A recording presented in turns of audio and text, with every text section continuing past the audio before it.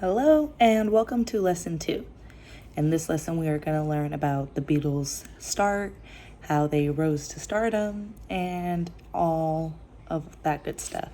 So, around 1965, a 15-year-old Liverpoolian, John Lennon, founded a skiffle band group that played a lot of American rock and roll songs named the Quarrymen.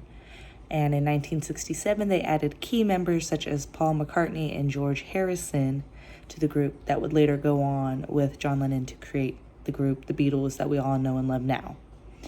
And in order to complete the rebellious image that they wanted to portray at this time, the Quarrymen recruited Stu Sutcliffe, a bassist who attended a Liverpool art college with John Lennon, even though he was not very musically inclined. During their first tour in Scotland, they changed their name to the Beatles instead of the Quarrymen, respectfully to honor the American rock and roll legend Buddy Holly and his band, the Crickets. In 1960, the group found their drummer Pete Best when they booked a gig in the Rough Club district of Hamburg, Germany. And at this time is when they cut their hair to that short, long bang look that everybody knows and loves, that made them so adorable, so cute to all the American youth and British youth. But Pete Best at this time did not do that. He was the standalone. And the Beatles eventually went on a second trip to Hamburg, and Stu Sutcliffe decided that this was not for him and that he wanted to go on to pursue art, so he dropped out of the band, which I wonder if he ever regrets that or if he feels like, no, I'm fulfilled. But during this time, while the Beatles are performing, they caught the interest of a local record store owner at the Cavern Club, Brian Epstein.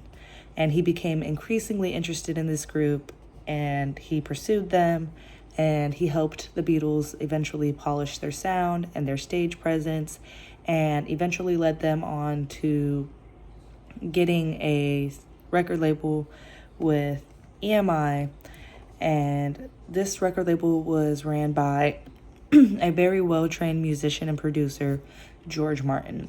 And George Martin's first task as he acquired the group was to replace Pete Best with a new drummer from EMI, which was Ringo Starr. And by September of 1962, the Beatles were very well established, and within that year, they made 2 hit singles, Love Me Do and P.S. I Love You. And with their local success in London, from their popular recordings to TV and live appearances, they released an album that included cover songs and original songs written from John Lennon and Paul McCartney. And being the top pop band in England by 1963, Martin and the Beatles decided that they wanted to be the first Euro rock band to invade the American rock scene. EMI convinced its American partner Capitol Records to release the Beatles single I Want to Hold Your Hand, and this song was very major for their success. They went on the Edie Sullivan Show, and they gained 70 million viewers, and this was in February of 1964. And quickly after that, they just shot to the top with their first hit single.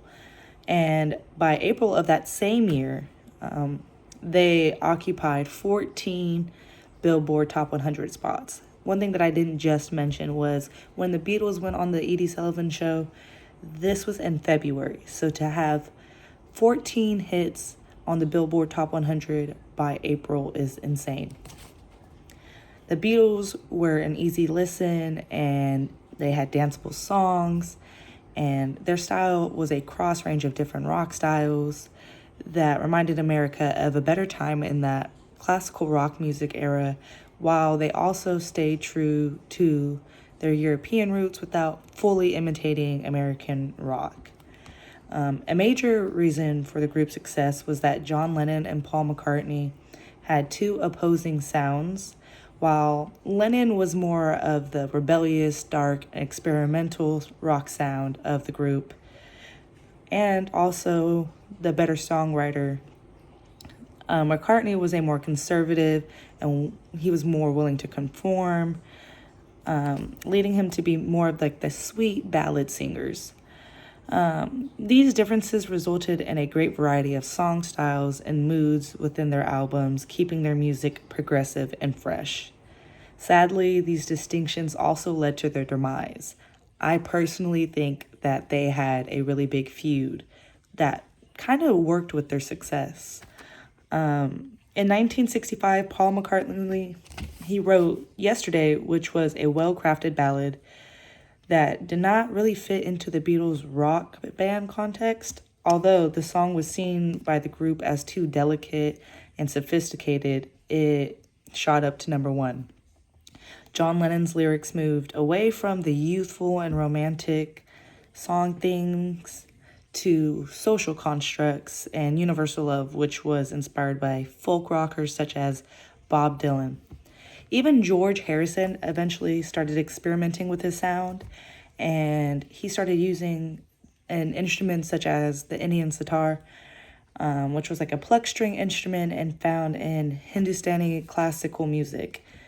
And you can hear this in some of his songs, such as Norwegian Wood. In 1967, the Beatles recorded what was recognized as their crowning achievement, Sgt. Pepper's Lonely Hearts Club Band. It's such a mouthful. The three varying styles of Lennon, McCartney, and Harrison worked synergetically, even though the songs were not meant to complement each other. After the death of their manager Brian Epstein in August of 1967, the Beatles had an increase in their clashing of personalities of the group.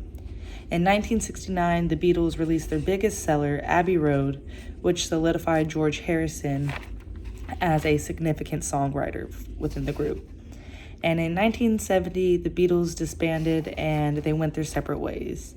Ringo Starr went on to try acting, and he traveled, and with all different kinds of rock bands. George Harrison became more reclusive, and he performed occasionally, ultimately passing to lung and throat cancer. And Paul McCartney had great musical success with his group, the Wings, that he created after the Beatles in the 1970s. And John Lennon continued musical experience and then retired to spend time with his family. And unfortunately, he died a tragic death. He was killed by a deranged fan in 1980. So I hope you guys enjoyed learning about the Beatles. I had a lot of fun reading about them, and I hope during your guys' study you learn a lot of facts about them, and maybe you can see how I felt about Lennon and McCartney's feud.